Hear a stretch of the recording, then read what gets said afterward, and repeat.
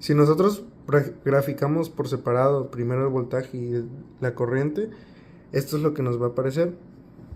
Este es el primer ciclo del voltaje y este es el primer ciclo de la corriente.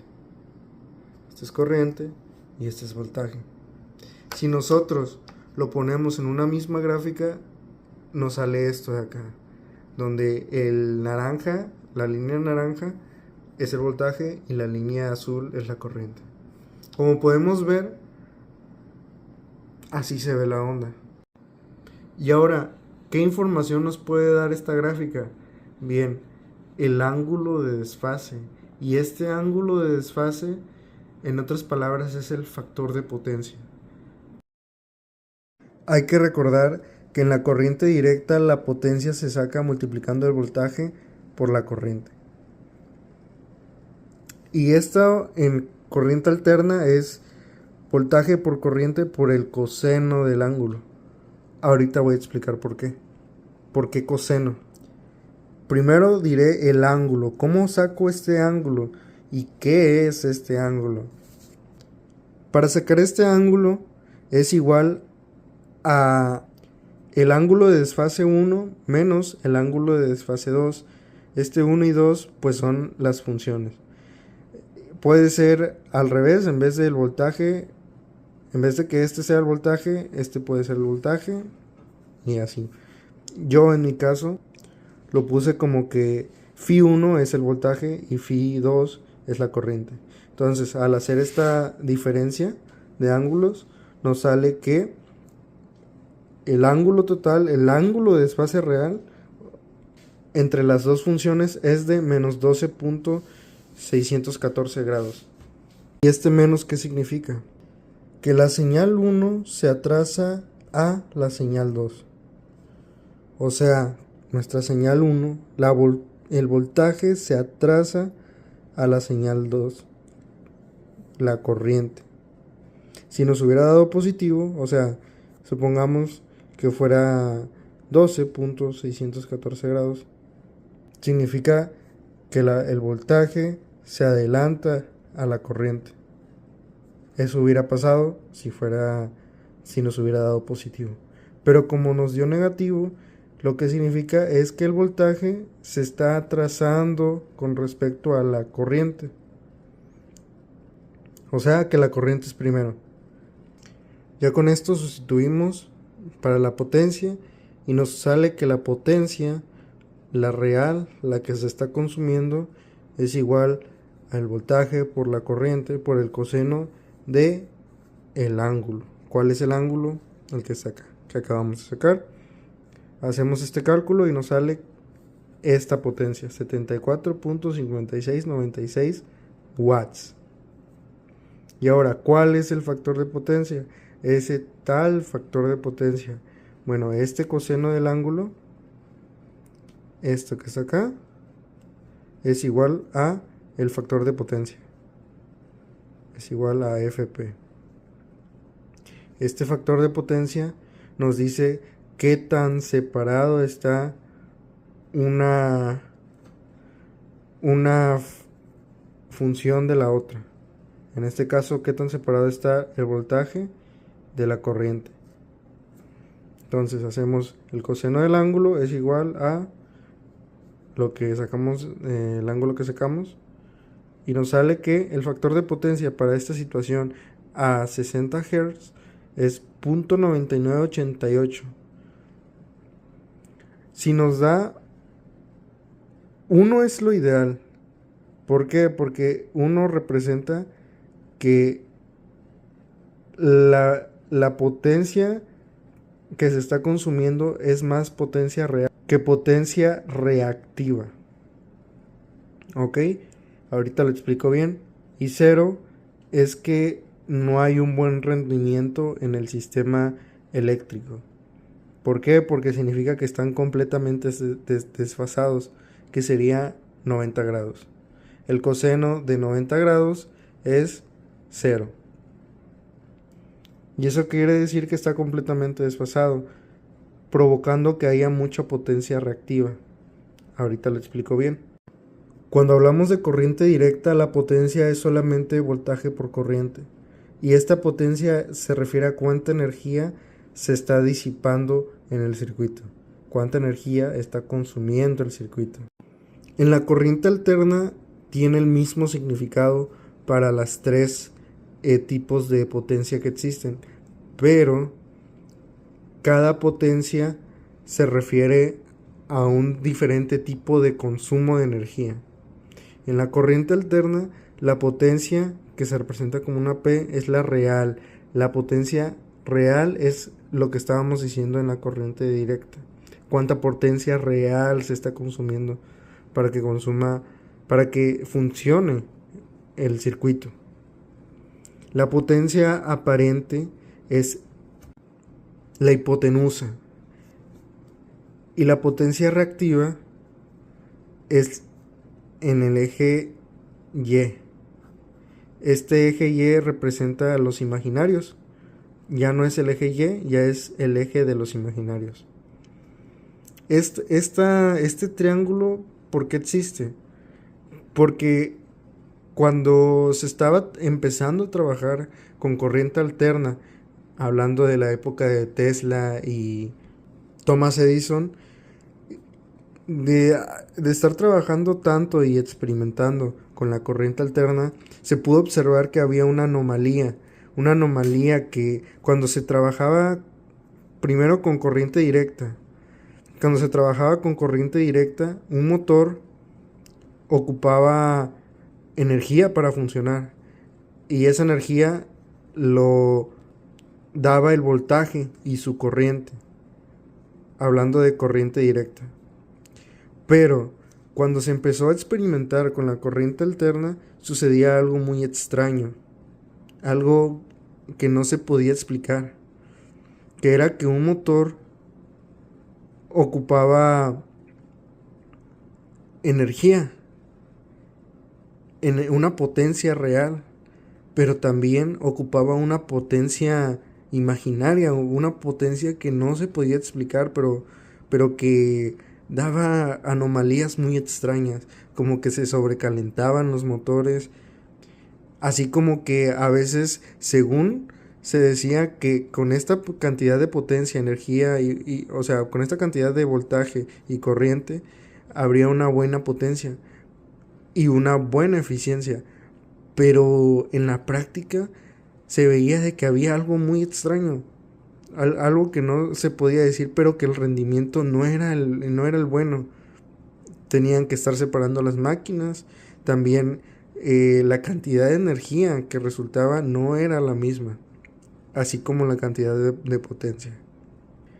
Y esto de tanta investigación, práctica, experimentos, reportes y de tantas cosas, se logró hacer como un tipo de relación, como que estaban relacionadas la potencia, una potencia imaginaria que no se podía decir, pero que se entendía que hay una energía que se debe de ocupar en el motor de corriente alterna para que funcione, así como que hay una energía real que se debe de ocupar en este motor para que funcione. Estas dos energías ahora se les conoce como la potencia real, que es la potencia que realmente consume, que podemos ver, observar, y la potencia reactiva, que es imaginaria, no la podemos describir, digámoslo así, solo sabemos que existe y que esta potencia reactiva al existir nos crea conflictos al momento de trabajar con motores. La potencia aparente pues es la aparente, la que nos aparenta dar el circuito. En otras palabras es el máximo de potencia que puede alcanzar el circuito, el máximo. Pero tú puedes estar ocupando esta cantidad. Pero al final de todo, esta potencia que está acá es la aparente. La potencia que se está disipando, que es la que está acá, es la potencia real. Y la potencia reactiva es una potencia que no se puede describir como tal, pero sabemos que existe. O sea, sí se puede describir, pero solamente sabemos las consecuencias de su existencia, pero no la podemos ver. Y este ya sería un eje completamente diferente. Y si, que sería en los imaginarios. Y si nosotros le damos la vuelta, vemos esto de acá. Y si este lo pasamos para acá, pues ya tenemos la potencia real. Y la potencia aparente, la potencia reactiva.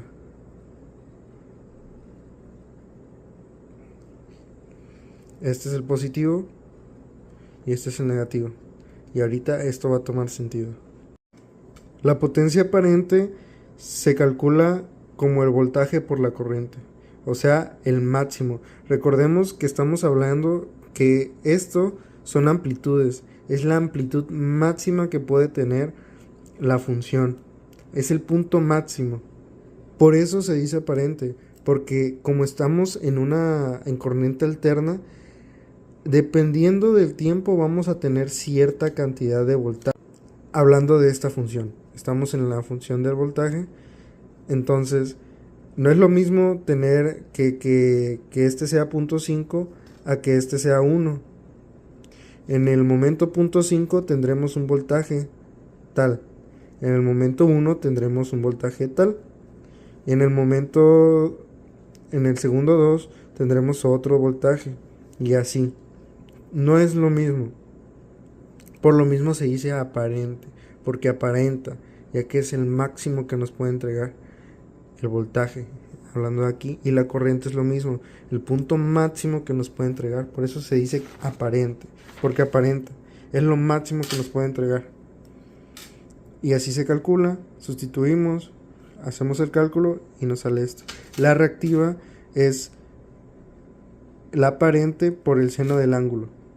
Este seno, como ya vimos que hay una relación entre la reactiva con la real, pues la reactiva está en el eje de los imaginarios, que lo podemos tomar como el eje Y, y este eje Y es con el seno.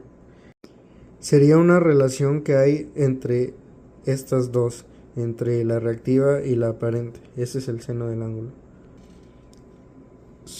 Sustituimos, hacemos el cálculo y nos sale que es menos 3.5543. ¿Y qué significa este menos? Bueno, vamos recordando que estábamos hablando de triángulos, y así como hablamos de triángulos lo podemos poner en 4 cuadrantes. La Q, recordemos que es la reactiva, que es más que una potencia que sabemos que necesita el circuito o el motor para funcionar. Es lo que sabemos y que nos produce consecuencias el que exista. La real sería la potencia real, la potencia que nosotros sí podemos observar y medir. Existe Q y menos Q, sí existe. ¿Y qué representa? Como vimos en el video anterior, que hablando de Thevenin y Norton, en el video de simulación, vimos que es la capacitancia y que es la impedancia. La impedancia es la parte positiva y la capacitancia es la parte negativa. Este no es una I, esto es una L. Esto es la potencia real y esta la reactiva, que como vimos en los videos anteriores, la L es inductivo y la C es capacitivo, de capacitancia. Si Q es positiva es que hay una inducción, si Q es negativa es que hay capacitancia. Entonces, ¿qué significa en base al cálculo que hicimos? ¿Qué es lo que nos está diciendo? Que hay una potencia reactiva que le pertenece al capacitor, o sea que el capacitor está ocupando esta energía, pero la potencia real no cambia.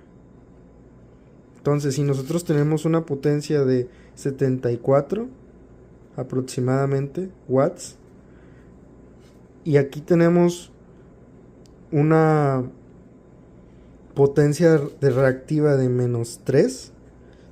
Esto tiene que ser incluso más chico, pues sería acá. Y si vemos, aquí son 90 grados. Entonces podemos hacer un triángulo rectángulo. Y aquí hay un ángulo. ¿Y qué creen que es este ángulo?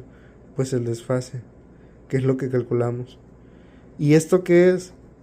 Esta hipotenusa, ¿qué sería? Pues la aparente, la potencia aparente.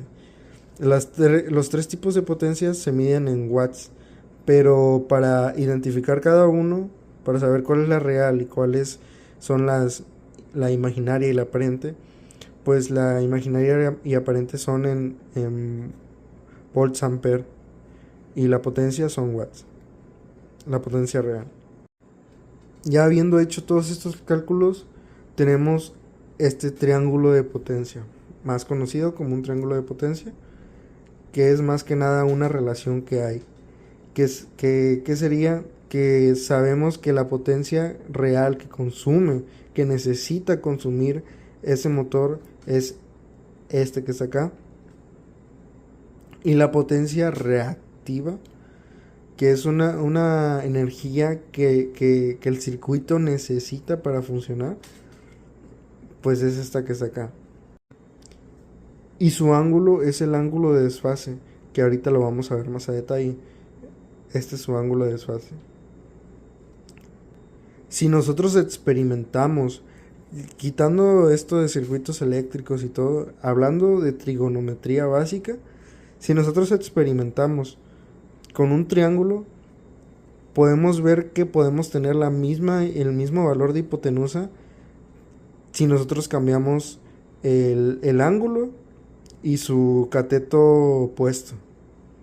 Así que se puede tener la misma potencia aparente.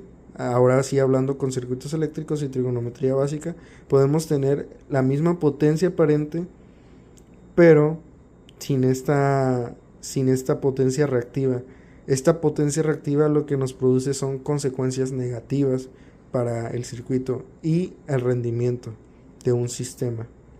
Si nosotros tenemos la potencia aparente siendo casi igual a la potencia real, la potencia activa, si nosotros tenemos esto que es igual, significa que no hay potencia reactiva, o hay muy poca potencia reactiva.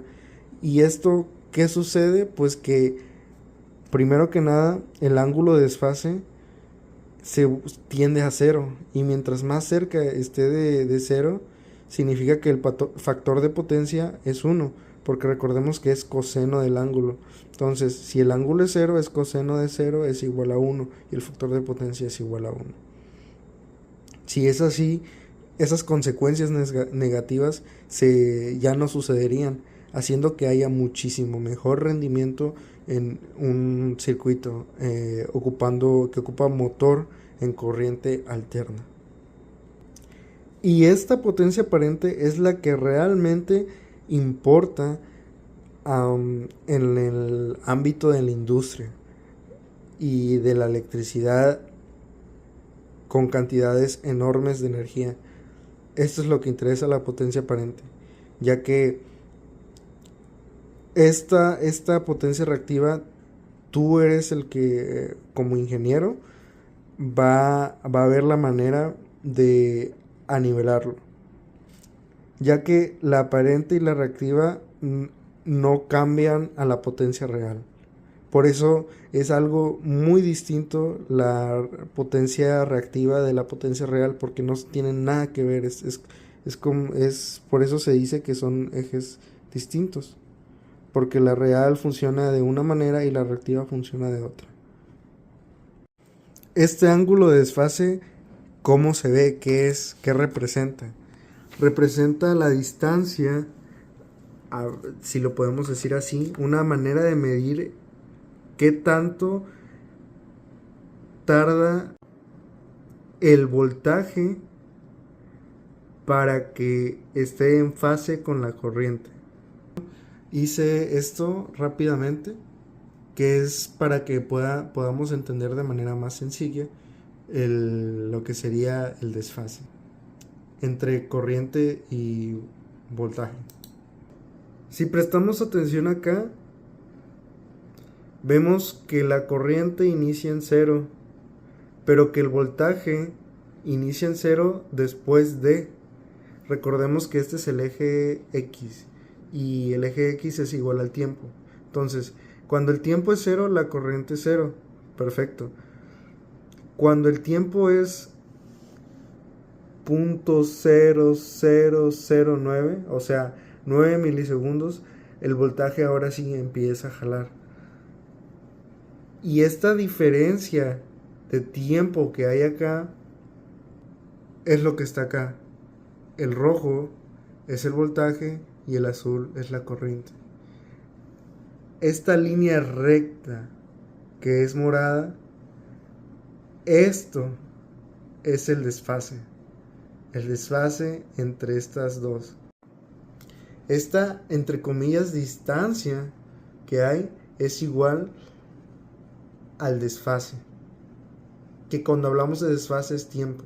Entonces esto es lo mismo que esto de acá, y esto morado es la distancia que hay entre estas dos. Estas dos deberían de estar en fase. Si aquí seguimos con el voltaje, sería así. Entonces no están sincronizados. Los dos deberían de ir al mismo tiempo. No importa la amplitud, importa la frecuencia, que acabarían en el mismo momento. O sea, que llegarían a cero en el mismo momento, en el mismo tiempo. Cuando la distancia es igual a cero, cuando esto se vuelve cero, esto se sincroniza. Y esa es a la que se le conoce como que la corriente y el voltaje están en fase. Cuando la distancia no es igual a cero, significa que hay un desfase, que es lo que vemos acá. Que como la distancia no es igual a cero, o sea que hay una línea entre estas dos que lo separa, hay una diferencia de tiempo, y esta diferencia de tiempo hace que el motor se esfuerce más, trabaje con más dificultades. Y este ángulo es el que nos importa porque de manera indirecta nos está diciendo si hay potencia reactiva o no.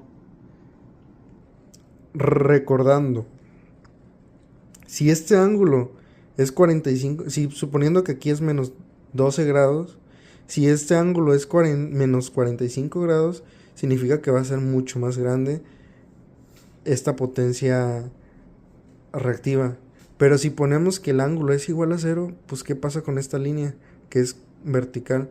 Pues es cero, significando que la potencia aparente es igual a la potencia real, la potencia que está consumiendo todo el circuito. Para poder lograr esto de que la potencia reactiva sea lo más cercano a cero, es con capacitores. La potencia reactiva positiva nos dice que hay una inductancia, y las inductancias solamente lo hacen los motores de corriente alterna. Cuando la potencia reactiva es negativa, como en este caso, significa que hay capacitores. Y lo que nos está diciendo acá, recordemos que habíamos dicho que el voltaje se está retrasando de la corriente. Esto sucede porque los capacitores almacenan la energía, el campo magnético que hay, que es el voltaje. Y como esa extracción de energía y expulsión de energía no es lineal, hace que suceda un desfase. Característico, este desfase es de que, hablando de capacitores, el voltaje se atrase con respecto a la corriente.